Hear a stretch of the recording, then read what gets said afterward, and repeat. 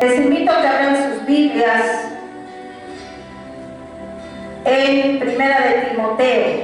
Es un placer estar nuevamente aquí.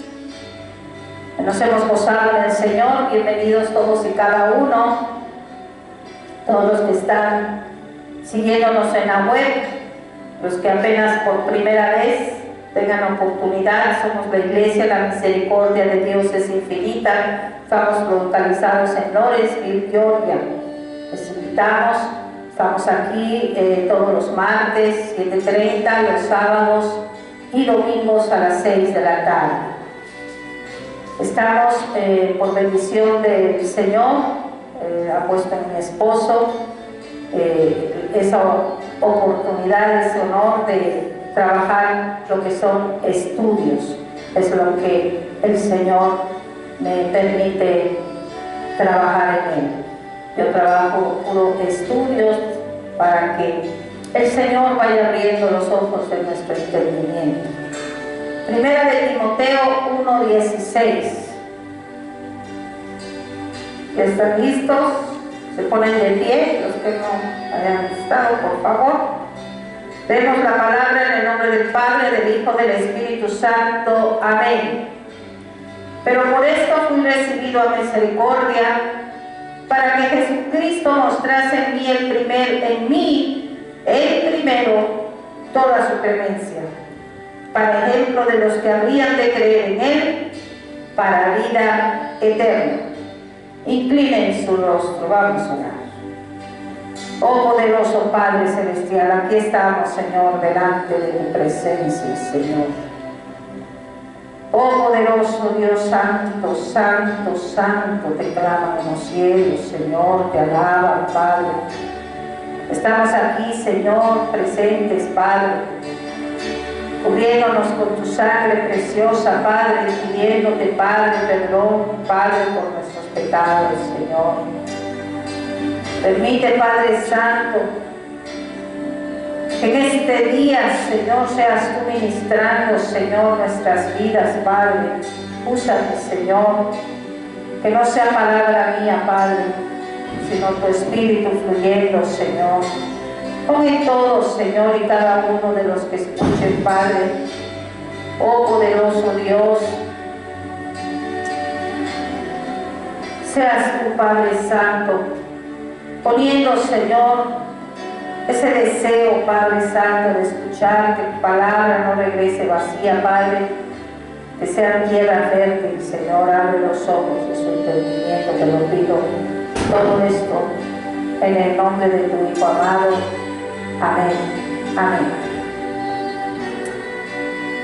Se escuchan ahorita algunos ruidos, como pueden ver, les pido disculpas, están trabajando, pero pues vamos, por eso hemos puesto este fondo de música, pero vamos a escuchar la palabra de Dios. El estudio que estamos llevando es el cristiano en depresión, porque muchas veces usted probablemente ya ha sido redimido por el Señor, pero a veces hay situaciones, se descuida y puede venir este tipo de circunstancia, pero conociendo los síntomas, sabemos que esto es una guerra y nos levantamos. Entonces les invito, búsquenos en la página web, es www.Iglesia Cristiana, nos busca por las siglas IC, raya en medio, la misericordia de Dios es infinita, LM, y así nos van.com. Y rápido nos encuentra y ahí nos busca en el área de videos. Título de esta enseñanza es Terrible Pecado. El apóstol Pablo fue recibido por Jesucristo en misericordia, y esto lo externa a él, y esto significa que si él pudo al ser recibido, nadie puede tener desesperanza, nadie. Conoce la historia antes de la conversión del apóstol Pablo. Déjeme decirle que él era un feroz perseguidor de los seguidores de Jesús, muerto en la cruz.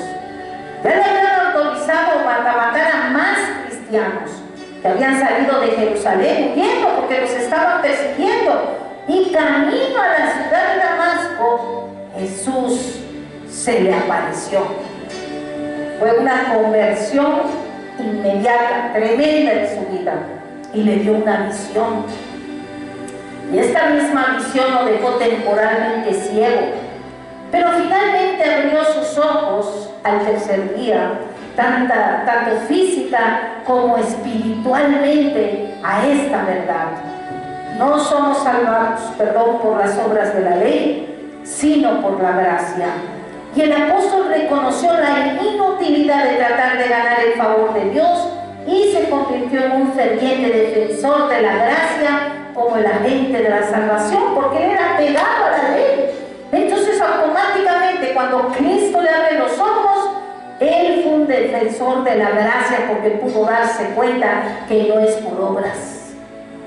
Pablo vio su nueva fe en Jesús no como una ruptura con el judaísmo, no, sino como una expansión de él. Mire, Jesús en Mateo 5:17 dijo: no penséis que he venido para abrogar la ley o los profetas. No, no he venido para abrogar, sino a cumplir. Él vino a confirmar, él vino a dar cumplimiento a la misma. Pero la obediencia, para ser voluntaria, no debe ser forzada, tiene que ser voluntaria. El Señor nos da libre albedrío. Él nos da la libertad para obedecer su voluntad. Y esto tiene que ser con una mente renovada, no puede ser de otra manera, entendiendo que la ley es justa y debes obedecerla y te complaces en ello cuando ya estás por la gracia. No se trata de ley contra la gracia. La revelación de Dios es que la ley y la gracia deben trabajar juntas. Y Pablo dijo en el versículo anterior, en 1 de Timoteo 1:15, dice: palabra fiel y digna de ser recibida por todos, que Cristo Jesús vino al mundo para salvar a los pecadores, de los cuales yo soy primero. Dios ama a los pecadores, y nosotros nos convertimos en un ejemplo para aquellos que han de creer en Él. Él transforma nuestras vidas. Dios quiere que otros vean lo que Él puede hacer al trabajar en nosotros, pero si lo permitimos, porque de otra manera es imposible. Y esta doctrina que dijimos, que doctrina es enseñanza, o sea, esta enseñanza, esta verdad que cambió la vida de Pablo, fue la verdad que ordenó a Timoteo que guardara al principio de este capítulo. Ahorita vamos a 1 de Timoteo 1:19, dice, porque él les habla de lo importante que es mantener la fe y la buena conciencia. Miren, dice 1 de Timoteo 1:19-20, dice: manteniendo la fe y buena conciencia. Eso es importante, mantener fe y buena conciencia, o sea, obedientes. Porque si sigues mintiendo, blasfemando, actuando como en el pasado, es imposible que tengas una buena conciencia. Imposible. Y dice: la cual desechando algunos, o sea, los que no quieren, que quieren seguir viviendo su propio yo, naufragaron en cuanto a la fe. Creen que tienen fe, pero es una fe ilusoria. Y dice: de los cuales son Himeneo y Alejandro, a quienes entregué a Satanás para que aprendan a no blasfemar. Todo tiene consecuencias, y con el Señor no se juega, mi querido oyente. Y al decirle el apóstol Pablo a Timoteo la importancia de mantener una buena conciencia, está hablando precisamente de lo que mencionamos antes: el equilibrio entre la mente, el corazón y la voluntad. Pues esta falta de equilibrio es una de las grandes causas, no solo de la infelicidad, sino del fracaso y del tropiezo en la vida cristiana. Y hay muchos el día de hoy que piensan que se está exagerando al mencionar esto. Pues para ellos, el ser cristianos es solamente aceptar ciertas reglas, porque se acatan a unas pero otras no. Firman la tarjeta de compromiso como miembros, y eso es suficiente para ser felices. Van solamente un día a la semana y bueno, todo lo ponen a su comodidad. Pero si nos vamos a las estadísticas y dejamos el punto de vista superficial, podremos ver que siempre hay cristianos en problemas. Si todo se redujera a creer y aceptar la salvación, entonces nunca hubieran sido necesarias las epístolas de los apóstoles, el Nuevo Testamento como tal, incluso la misma iglesia. Fue necesario que los apóstoles les escribieran cartas porque de una u otra manera pasaban por dificultades y eran infelices por varias razones. No estaban disfrutando de su vida cristiana. Así como sucedió en la primera iglesia, eso sucede el día de hoy. Podemos ver que había cristianos que sentían la tentación de mirar hacia atrás, en todo tiempo atrás, o sea, atrás del pasado de su vida, de la cual habían sido rescatados.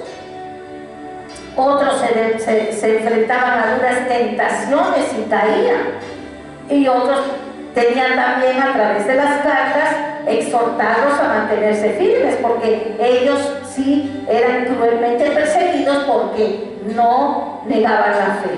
Entonces, con esto podemos ver que la infelicidad es una condición que aflige al cristiano.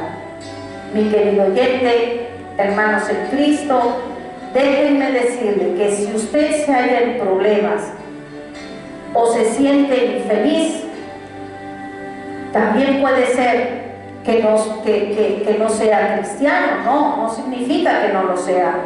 El Espíritu del Señor nos hace sentir y saber cuando Él es salvo. Eso solo usted lo puede saber. Lo que sí le puedo asegurar es que si usted no ha tenido ningún problema en su vida cristiana, dudo mucho en verdad que usted sea cristiano, porque se puede tener una paz engañosa y se puede creer en algo ilusorio, y como le digo, vienen como un club, se acercan a la iglesia, pero la ven como un club social, donde a veces hay celebraciones, les gusta escuchar la palabra, pero no permiten ser confrontados. Entonces, como no has sido confrontado con la palabra, automáticamente los ojos del entendimiento tampoco son abiertos. Entonces, tienes que pedir ayuda al Señor a través de un espíritu humillado, buscar que te otorgue la salvación. Tienes que pedir perdón por tus pecados, humillarte delante de Él. Él es el que abre los ojos de nuestro entendimiento. Y cuando eso sucede, se compromete en la mente, pues ya se ilumina, llega la luz, se va a la oscuridad, y en automático el corazón se conmueve. ¿Por qué? Porque te hace ver la realidad de tu vida, porque te hace ver tu pecado, tus pecados primero, que ya quedan en la cruz, pero también el pecado adámico. Entonces Él te hace ver quién tú eres y la santidad de Él, y entonces en automático se compromete tu voluntad. ¿Por qué? Porque hay agradecimiento. Entonces quieres estar dando todo para Él. Ya no eres tú, sino Cristo en ti. El Nuevo Testamento en su totalidad y la historia de la iglesia a través de los siglos dan testimonio elocuente de que estamos librando una lucha de fe. De modo que la ausencia de problemas no es una buena señal.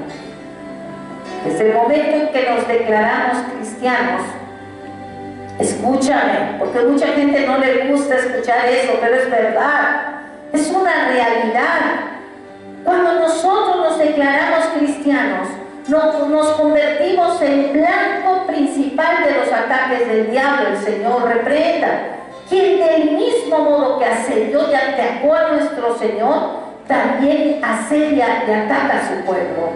Por eso cito en Santiago 1, versículo 2, por eso Él nos dice, hermanos míos, Santiago 1:2, hermanos míos, dice, tened por sumo gozo cuando os halléis en diversas pruebas.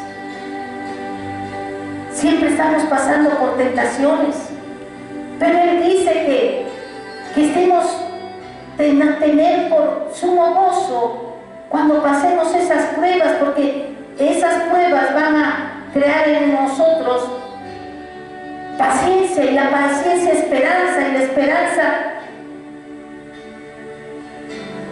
y una fe inquebrantable. Entonces la prueba, las tentaciones ponen a prueba nuestra fe. El diablo hará todo lo posible por molestarnos y trastornarnos. Gracias a Dios y a su Hijo amado Jesucristo, el diablo no puede robarnos nuestra salvación, no, pero sí puede hacernos la vida imposible, y si somos lo bastante tontos para escucharlo, puede también afectar seriamente el gozo de nuestra salvación. Eso es precisamente lo que trata de hacer todo el tiempo, y precisamente por eso contamos con estas enseñanzas e instrucciones en las epístolas del Nuevo Testamento.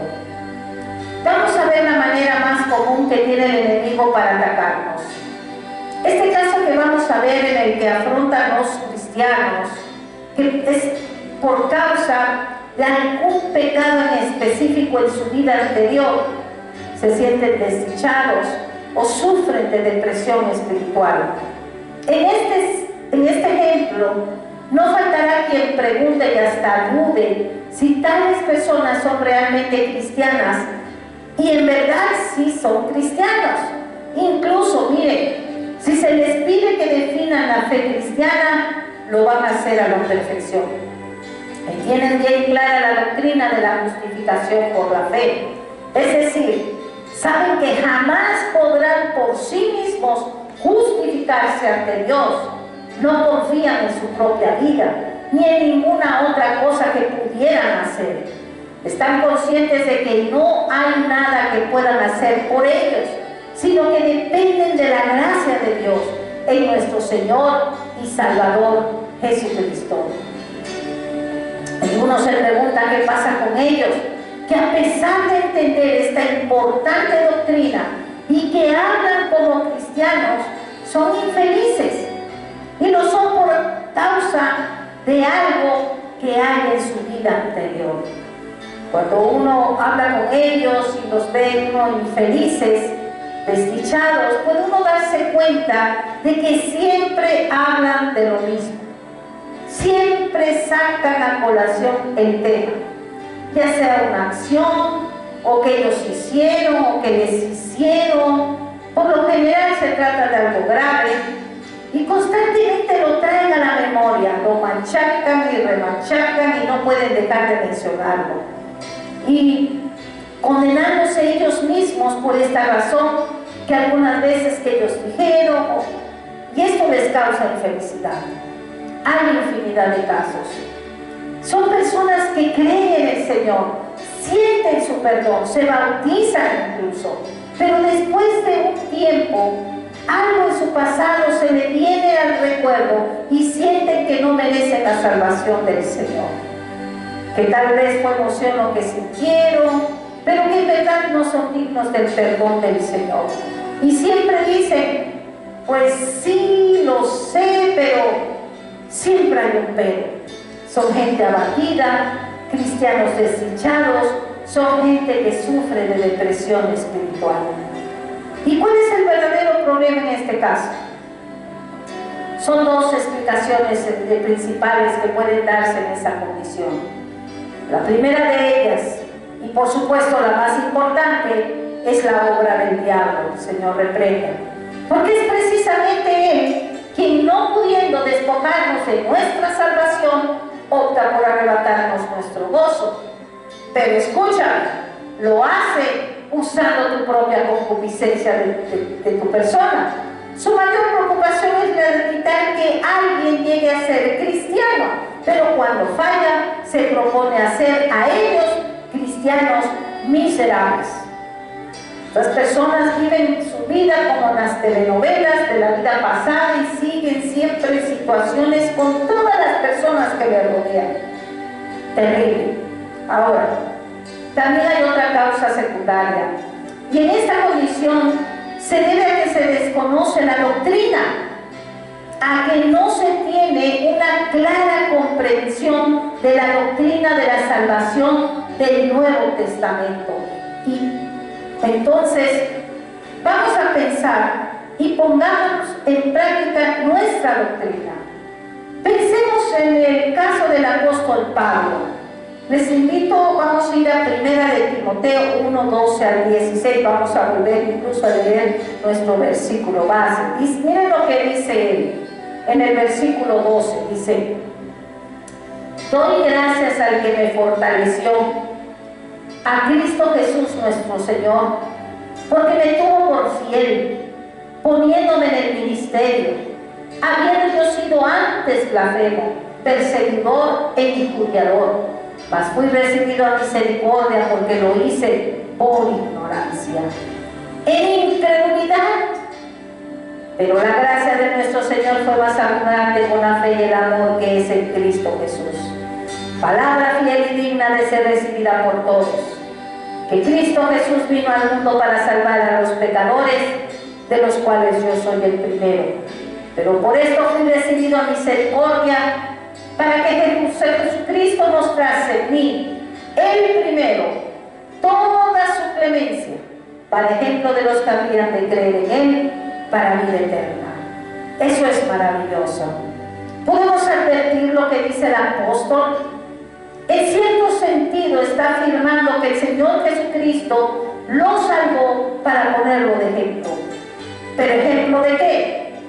Ejemplo de quienes sienten que de uno u otro modo su pecado personal rebasa el límite de la gracia y de la misericordia de Dios. El argumento del apóstol es que su caso es suficiente prueba de que de una vez por todas debemos dejar de razonar así. Dicho de otro modo, hay personas que creen que hay distintos grados de pecados y concluyen que es posible distinguir en unos y otros, así de terrible. Hasta los clasifican, afirmando que unos son perdonables, pero que otros evidentemente no lo son. Hay quienes piensan así, engañados, y el apóstol les hace ver que su propio caso es más que suficiente para dar por terminado el asunto. Imagínense que si el apóstol hubiera permitido ser oprimido por el enemigo en su mente, él hubiera estado siempre pensando en todos los que había matado, cuando estuvo él ante la muerte de Esteban y tantas cosas que hizo. Y es como que dice, cualquier cosa que puedan ustedes pensar, cualquier cosa que pudieran haber hecho, piensen en mí, en lo que fui, dice, blasfemo, perseguidor, insolente. ¿Puede haber algo peor? Pablo aborrecía el nombre mismo de Jesucristo. Hizo todo lo posible por exterminar a los seguidores de Jesús. En el libro de Hechos, capítulo 9, versículo 1, miren cómo dice: Saulo, respirando aún amenazas y muerte contra los discípulos del Señor. Miren cómo era su odio, o sea, respiraba odio a los cristianos. Él era blasfemo y perseguidor. Ahora bien, dice el apóstol: yo soy una prueba viva, y cualquier cosa que quieras pensar de ti mismo, compárala con mi caso y fíjate dónde estás. Ese es el primer argumento. Pensar en el caso de Pablo, es decir, si él fue tratado con misericordia y pudo ser perdonado, yo debo dejar de pensar en ese pecado que hay en mi vida. Por allí hay que empezar. Pero el apóstol no se detiene aquí, porque en cierto modo no debemos hacer diferencia entre uno y otro pecado. A primera vista el apóstol pareciera hacer tal distinción, pues dice en el 1:15, dice: palabra fiel y digna de ser recibida por todos, que Cristo Jesús vino al mundo para salvar a los pecadores, de los cuales yo soy el primero. Es como si dijera que hay grandes pecadores, pecadores intermedios, pecadores menores. Sin embargo, no es eso lo que él quiso decir. Lo que quiso decir es que mientras más se acerca el hombre a Dios, más se da cuenta de lo mucho que ha pecado. No importa el grado, eso no tiene valor. Pecado es pecado, terrible pecado, como dice el título de nuestra enseñanza. Cuando el hombre se asoma a las tinieblas de su alma, se declara el primero de los pecadores. Eso es lo primero. Una persona convertida, una persona nacida de nuevo, se declara el primero de los pecadores. Y eso solo puede declararlo un cristiano nacido de nuevo. El hombre del mundo jamás se adaptará a esta declaración. Nunca. Pues siempre está tratando de probar lo bueno que es. Pablo, sin embargo, parece decirnos algo más. Cuando ya se ha señalado en cierto modo, parece sugerir que estos pecados en contra de la persona de Cristo son los peores. Pero luego aclara lo que quiere decir cuando lo expresa de otro modo. En el versículo 13 dice: yo era un incrédulo y actuaba con ignorancia. Entonces, al expresarlo así, echa por tierra estos grados de pecado. O sea, era incrédulo y actuaba por ignorancia. O sea, su pecado es la suma total de los pecados. Pues al fin de cuentas no hay sino un solo pecado, que es el pecado de la incredulidad. Ese es el peor de los pecados. Son los dos pecados terribles en el hombre: el orgullo y la incredulidad. O sea, el no creer, el estar cegado, el no creer. Al recibir la salvación, la sangre de Cristo es suficiente para despojarte de todos tus pecados pasados. Y claro, se empieza a caminar hacia adelante, pero ya como un hombre nuevo, una mujer nueva, viendo solo hacia adelante en el equilibrio correcto entre tu mente, tu corazón y tu voluntad. Tu mente es tu conciencia, te va diciendo esto no, esto sí, esto no. Pero luego dice no, pero es un poquito. Y la conciencia a través del Espíritu te está diciendo no lo hagas, no lo hagas. No, pero un poquito lo haces. A la tercera ya no te va a decir y se cauteriza. Entonces siguen y vuelven a ser ese hombre viejo. Les llegó la iluminación inmediata, hubo un nuevo despertar, sí, pero no lo dejaron, no lo aceptaron y no quisieron caminar con el Señor, con Él, por Él y para Él, que para eso estamos hechos, en novedad de vida. He aquí la gran doctrina del Nuevo Testamento al respecto, y que esta clase de personas debe captar por encima de todo, que no debemos pensar jamás en términos de pecados específicos, sino siempre en términos de nuestra relación con Dios. ¿Me están entendiendo? ¿Me están siguiendo? Al llegar a este punto, se puede perder el rumbo, y por eso nos sentimos inclinados a pensar en algunas conversiones que algunas son más impresionantes que otras, pero no lo son. Una conversión es una conversión y es en el momento cuando te llega la salvación. La misma gracia de Dios es necesaria para salvar a la persona más respetable del mundo que al peor de los pecadores. Al que se cree justo, al que se cree buenito, que para salvar al peor de los pecadores. Así es. Nada puede salvar a nadie sino solo la gracia de Dios. Y esa misma gracia es necesaria para salvar a todos. No hay de que poquito a poquito, no. Pero nosotros no pensamos así. Queremos hacer distinciones entre uno y otro pecado, que unos son peores que otros. Eso es una doctrina equivocada. Y esto nos lleva de nuevo a nuestra relación con Dios. Y todo se reduce a una cuestión de fe o de incredulidad. En las Escrituras hallamos muchos ejemplos notables. Uno de ellos es el caso de José, José de los sueños. Cuando él tuvo sueños, que les dijo a sus hermanos, a su padre lo que había soñado, que él veía que ellos se inclinaban ante él, entró celo por parte de ellos, lo tiraron a un pozo, a punto estuvieron de matarlo. En eso pasaban unos esclavistas, lo agarran, lo venden, lo llevan a Egipto y estuvo sufriendo él mucho. No fue de un día, de 2 días, no, fueron meses que él estuvo sufriendo golpes y tantas cosas, hasta que llega a Egipto y lo venden a Potifar. Pero él nunca negó su fe, él siempre creyó en el Señor. En los sueños que él tenía, es que hay un Dios y él me ha dicho, y mis ojos no ven circunstancias, y a pesar de todo lo que él vivía, él seguía creyendo en el Dios. Eso es fe.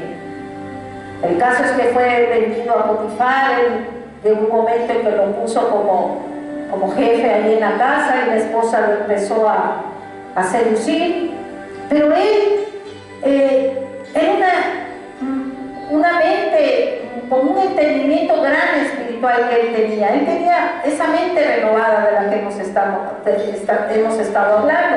En Génesis 39:9 dice, miren cómo cuando esta mujer lo empezó a asediar varias veces, ya hubo un momento cuando él estando solo en la casa, él entra.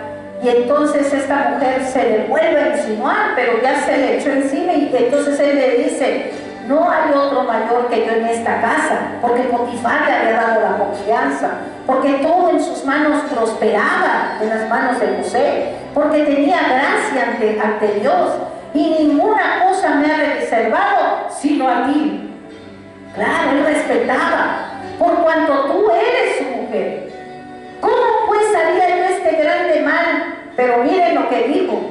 No dijo a Potifar que le iba a fallar, él dijo, ¿y pecaría contra Dios? Mire, lo que turbaba a José no era la posibilidad de pecar contra la mujer, no era la posibilidad de pecar contra Potifar, no, sino contra Dios mismo. Esto es lo que se llama tener un verdadero razonamiento espiritual. Mire, nosotros tendemos a pensar demasiado en el pecado en sí mismo, pero no es lo que debiéramos hacer. Para José, lo que constituía el pecado era el hecho de que esto involucraba su relación con Dios. Y si yo incurro en esto, dice, estaré pecando contra Dios. Eso pensó en el momento. Ahora, si vemos en el ejemplo del rey David, también podemos ver que él percibió esto mismo. Él se convirtió en un momento de pereza, porque él dejó de ir a luchar, se quiso quedar en el palacio, está en el balcón, observa una mujer. El punto es que se volvió adúltero y un asesino. Pero en el Salmo 51:4, él arrepentido cuando el profeta Natán lo confrontó, ya había pasado 1 año, había nacido el niño, y entonces lo confronta.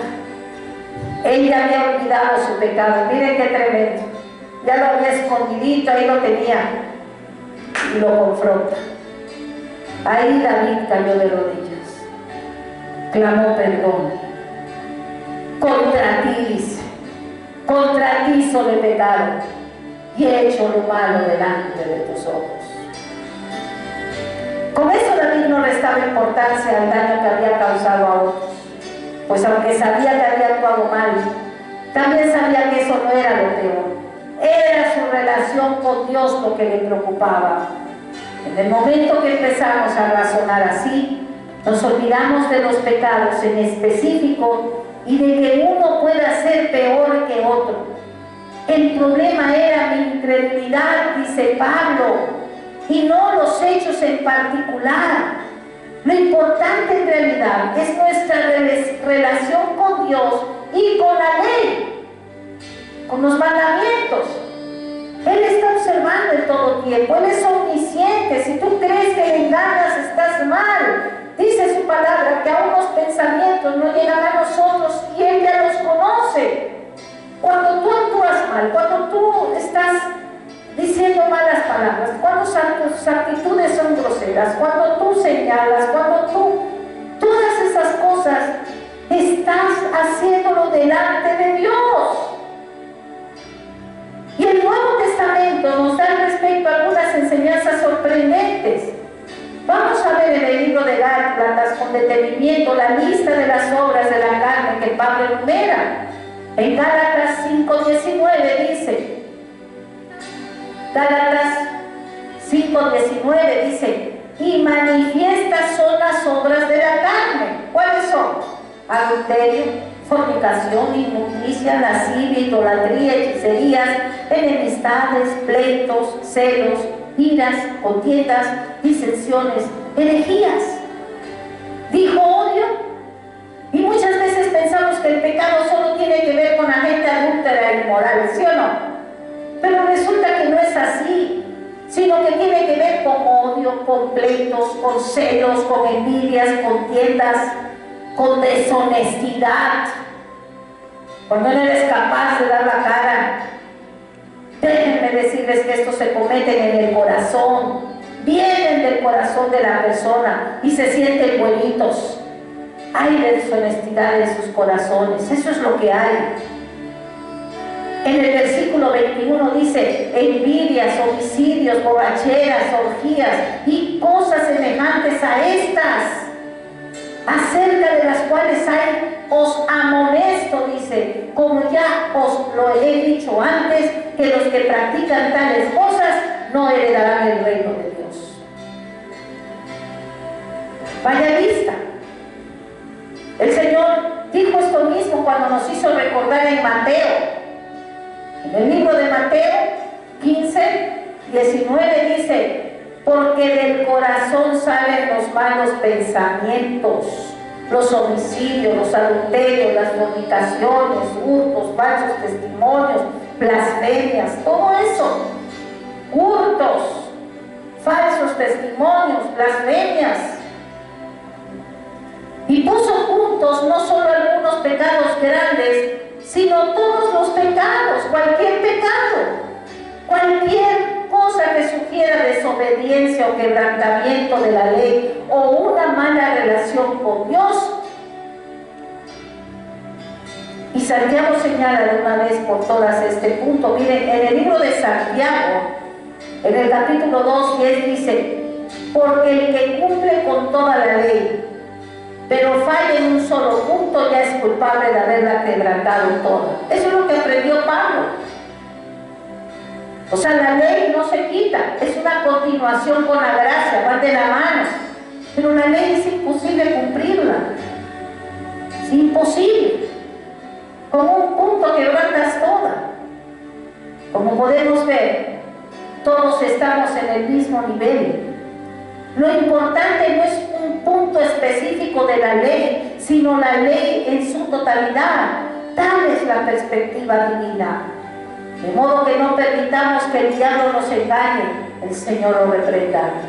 Lo importante es la ley de Dios y nuestra relación con ella y con Dios mismo, y no algún pecado en particular.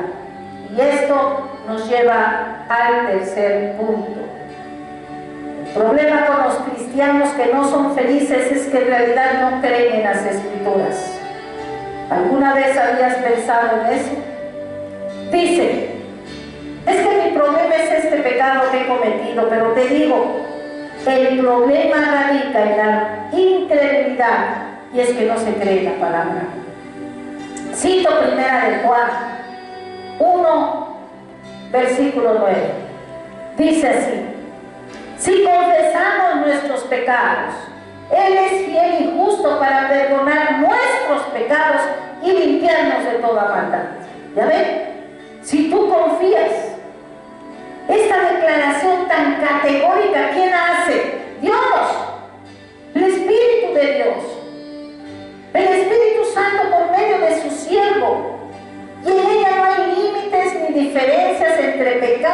pecado. No hay excepción. Pero si confesamos, dice, de modo que si no creemos en esta declaración, sino que seguimos conviviendo con nuestro pecado, tampoco hemos tomado en serio lo que Dios dice, ni hemos aceptado su palabra. Nuestro verdadero pecado consiste en no creer lo que Él nos dice. Recordemos lo que una vez le sucedió a Pedro en el libro de Hechos. Vamos al libro de Hechos, en el capítulo 10. Vamos a leer del 10 al 14. Hechos 10 al 14. Dice, estaba Pedro, venían con los apóstoles, con sus compañeros, y habían llegado de una caminata, de estar evangelizando, y en eso les estaban preparando una comida, y él subió al tejado, se puso a orar. Dice que tuvo gran hambre y quiso comer, pero mientras le preparaban algo, le sobrevino un éxtasis, y vio el cielo abierto, y que descendía algo semejante a un gran lienzo que, atado de las 4 puntas, era bajado a la tierra, en el cual había de todos los cuadrúpedos terrestres y reptiles y aves del cielo. Y le vino una voz: levántate, Pedro, mata y come. Entonces Pedro dijo: Señor, no, de ninguna manera. Dice, porque ninguna cosa común o inmunda he comido jamás. Ellos llevaban la ley conforme el Señor les había dado. ¿Y qué sucedió?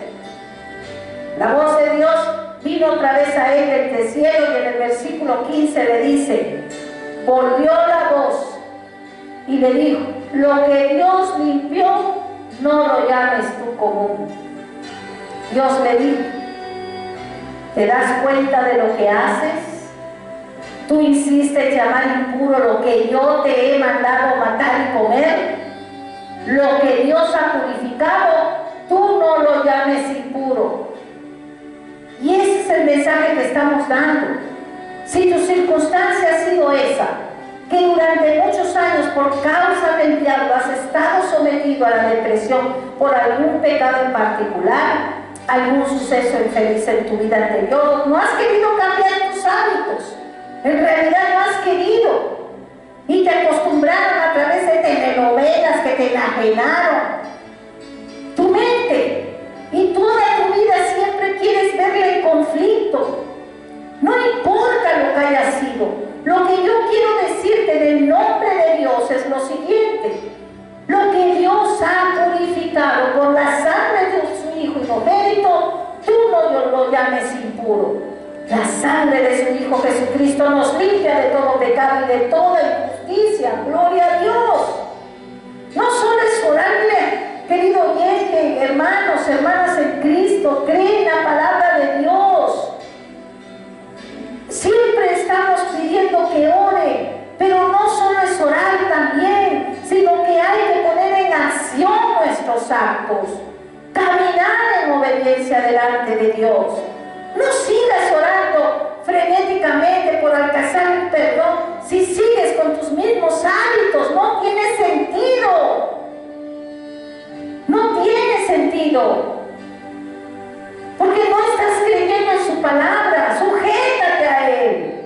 Deja el pasado y vive en humildad, en mansedumbre, en obediencia, buscando santidad, llevando la cruz de Cristo, muertos al pecado, vivos para Él. Ya no eres tú, sino Cristo en ti, en amor, en comunión con familia. Se integra la familia, no unos haces unas cosas con los seres queridos y con otros no. No, es que esta parte es muy mía. No es así. Es una unión. Sigues orando y dando, no cambias. A esas alturas, tu oración bien puede ser una expresión de incredulidad. Cree en Dios y en su palabra. Hay otro problema con gente así. No parecen darse cuenta cuán de lo que hizo nuestro Señor en la cruz del monte del Calvario. Sí creen en el sacrificio expiatorio de su muerte, pero no hacen realidad sus implicaciones. No han llegado a captar completamente la doctrina. Saben lo suficiente para ser salvos. Estamos hablando de ya cristianos, pero se hallan en un estado de depresión porque no están plenamente conscientes de lo que esto significa. Olvidan que ya desde el principio el ángel le había anunciado a José que él salvará a su pueblo de sus pecados. José fue un hombre justo, era el prometido de María, escogida por Dios para que a través de ella viniera el ungido. Entonces él hubo un momento que él dudó cuando ella le dijo que un ángel le había tomado a ella para que el Mesías viniera. Entonces él, como era un hombre justo, le amaba, él pensaba rechazar, pero no delante del pueblo, porque sabía lo que eso implicaba. Ella le anunció el embarazo. Entonces dice su palabra en Mateo 1:21, que él, estando dormido, luchando con eso, no podía asimilarlo, porque conocía a María, conocía que era una mujer digna, una mujer limpia, una mujer noble. Y en eso el ángel se le aparece a José y le dice: y darás a luz un hijo y llamarás su nombre Jesús, porque él salvará a su pueblo de sus pecados. Y cuando el ángel dijo él salvará al pueblo de sus pecados, él no dijo pero algunos pecados en específico no. Y el apóstol Pedro dijo lo mismo. Si vamos a Primera de Pedro, en Primera de Pedro capítulo 2, en el versículo 24, el mismo apóstol dice: quien llevó él mismo nuestros pecados en su cuerpo sobre el madero, para que nosotros, estando muertos a los pecados, vivamos a la justicia.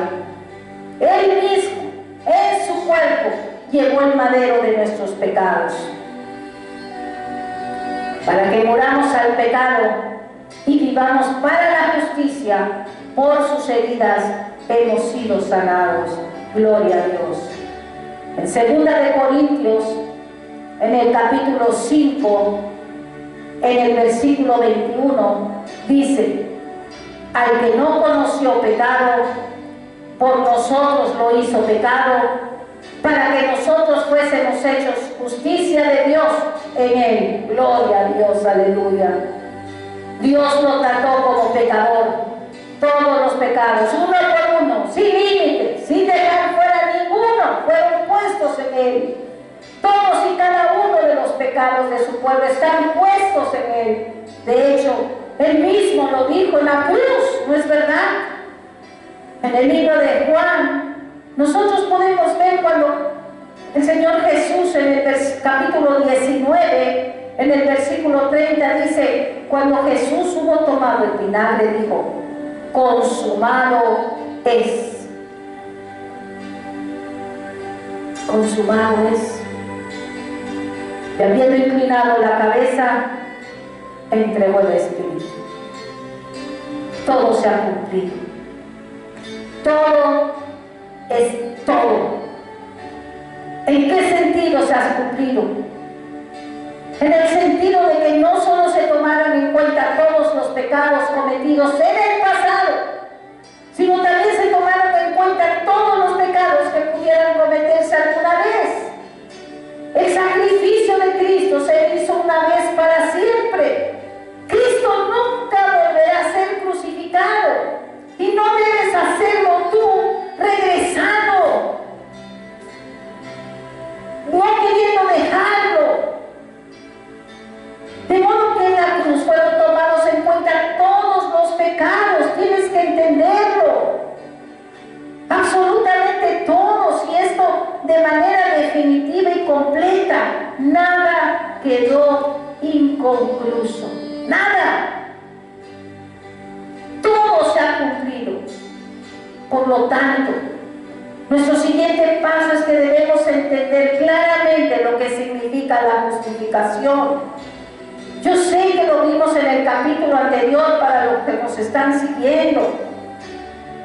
Pero vamos a volver a repetirlo, es necesario.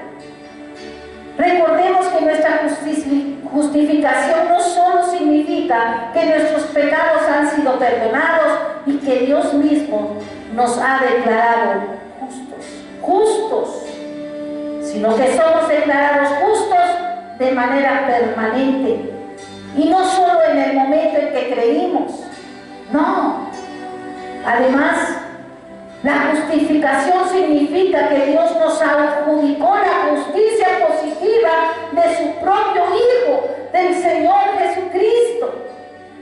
Tal es el significado de la justificación. No solo que nuestros pecados son perdonados, sino más aún, significa que Él nos viste además con la justicia de Jesucristo, con lino fino. Gloria a Dios, que es justicia divina. Nos dice, miren lo que Dios nos dice, gloria a Dios. Tú eres justo y veo en ti no un pecador, sino a un hijo mío que es justo. En Cristo te veo cubierto por su santidad y justicia. Y cuando Dios hace esto con nosotros, lo hace una vez y para siempre. Nuestro propio yo queda escondido en Cristo y en Dios.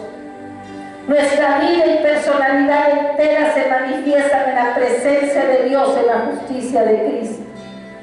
Por lo tanto, afirmamos con reverencia y basados en la autoridad, con la palabra de Dios, que Dios ya no ve en nosotros nuestros pecados, sino la justicia de Cristo. Tenemos que aferrarnos a esto. Tenemos que aferrarnos. La causa real de este problema en que se pierde de vista que estamos unidos a Cristo, muchos parecen pensar que el cristianismo como liberación significa que nuestros pecados son perdonados, pero eso es apenas el comienzo. Es apenas uno de los aspectos. Escúchame.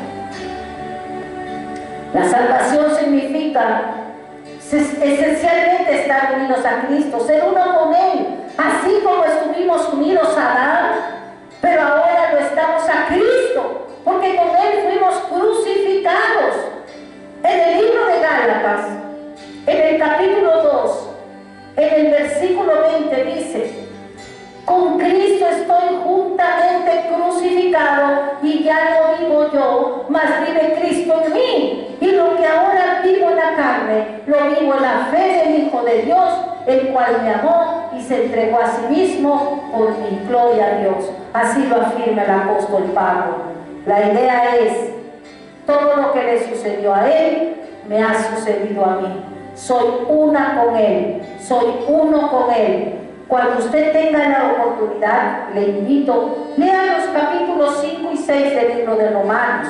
Le va a abrir mucho el entendimiento de su mente. La enseñanza que recibimos es que hemos muerto en Cristo, con Cristo, que hemos sido sepultados con Él, que hemos resucitado con Él, que estamos sentados en los lugares celestiales, cubiertos de lino fino, en Él y con Él. Esa es la enseñanza de las Escrituras. En el libro de Colosenses, en el capítulo 3, versículo 3 dice: porque habéis muerto y vuestra vida está escondida en Cristo, con Cristo en Dios. El viejo hombre, con todo lo que le pertenecía, ha sido crucificado.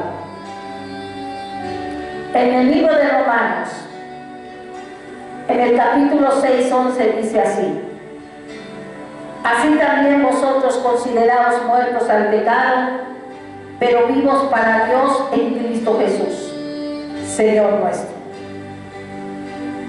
Jamás se debe volver la vista atrás. Escúchalo. Jamás debemos de ninguna manera volver a la mirada hacia ningún pecado de nuestra vida pasada, a menos que de hacerlo así nos conduzca a alabar a Dios y a magnificar su gracia de Cristo en nosotros.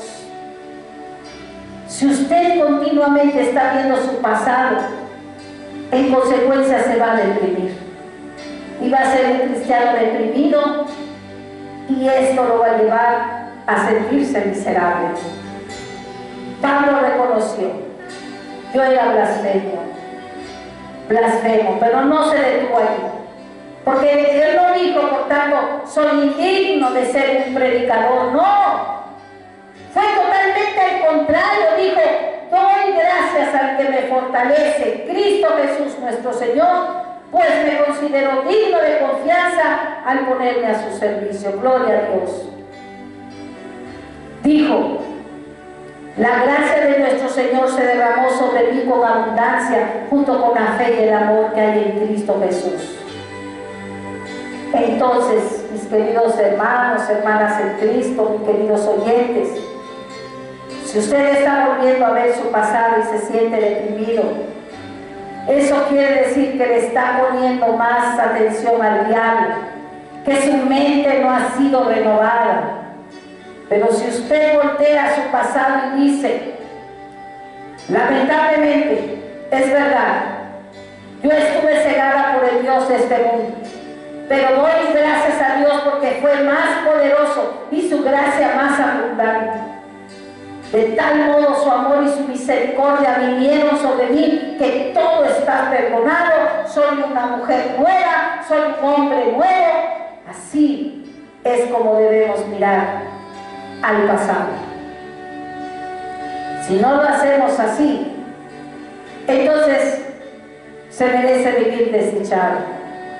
Pero yo te hago una pregunta: ¿por qué creerle al diablo en vez de creerle a Dios? Debes decir: hasta aquí llegaste, y en el nombre de Jesús póngase de pie y declare: las cosas pasadas se han ido, ahora soy uno en Cristo, y todos mis pecados han sido borrados de una vez y para siempre. No vivas con culpas, no. Si se puede enmendar lo que se puede enmendar, el Señor te va a ayudar, pero viendo hacia adelante y dejar todo atrás, y no permitir que el diablo te quiera restregar tu pasado. En el nombre de Jesús eres un hombre nuevo, una mujer nueva, y esto es para adelante. Tengamos en cuenta, mi querido oyente, que es pecado dudar de la palabra de Dios, y que es pecado permitir que el pasado del cual ya se encargó Dios nos robe nuestro gozo y nuestra posibilidad de servicio en el presente y en el futuro. En el libro de Hechos, vuelvo a mencionar las palabras dirigidas desde el cielo al receloso y titubeante apóstol Pedro. En el versículo 15, capítulo 10, 15 dice: volvió la voz a él la segunda vez. Miren, lo que Dios limpió, no lo llames tú común. Regocijémonos en esta maravillosa gracia y misericordia que ha borrado nuestros pecados y que nos ha hecho hijos de Dios. Alégrense siempre en el Señor. A Dios sea la gloria por los siglos de los siglos. Amén. Gracias, Señor, por su sangre preciosa. Damos gracias y vamos a seguir en este estudio. Aún hay mucho que ir viendo. Les invito a que inclinen su rostro. Vamos a orar. Padre, en el nombre de Jesús te damos gracias por esta enseñanza, Padre. Oh poderoso Dios Padre Celestial, oro por todos los que están aquí, Padre Santo, por todos los que escuchan, Señor, y nos siguen a través de la web, para aquellos que por primera vez escuchen, Señor, oro por todos ellos, Padre. Tú eres, Señor, para ti el tiempo no existe, tú eres un eterno presente, Padre. Oh poderoso Dios, ora, Señor, en esas almas, Señor, que puedan entender, Padre, la justificación por la fe, que puedan entender, Padre, lo que tu Hijo amado ha hecho en esa cruz, que puedan entender, Padre, que hay una guerra, Padre, pero que Él está vencido y que Cristo es nuestra cabeza, Señor, nuestro escudo, nuestro protector, nuestro pronto auxilio, nuestro abogado. Ayuda, Padre Santo, a que pongan sus ojos en las cosas celestiales y no en las banalidades de este mundo, Padre. Ayúdale, Señor, a dejar su pasado y que luchen, Padre, a través de tu Espíritu, a ser mansos, humildes, a la vez valientes, esforzados, pero astutos, pero principalmente obedientes a tus preceptos y buscando santidad, caminando con ti, por ti y para ti. Que puedas, Señor, tener la bendición de que sus ojos espirituales sean abiertos y su entendimiento también sea abierto, Padre. En el nombre de Jesús yo te lo pido, Señor. Amén. Amén.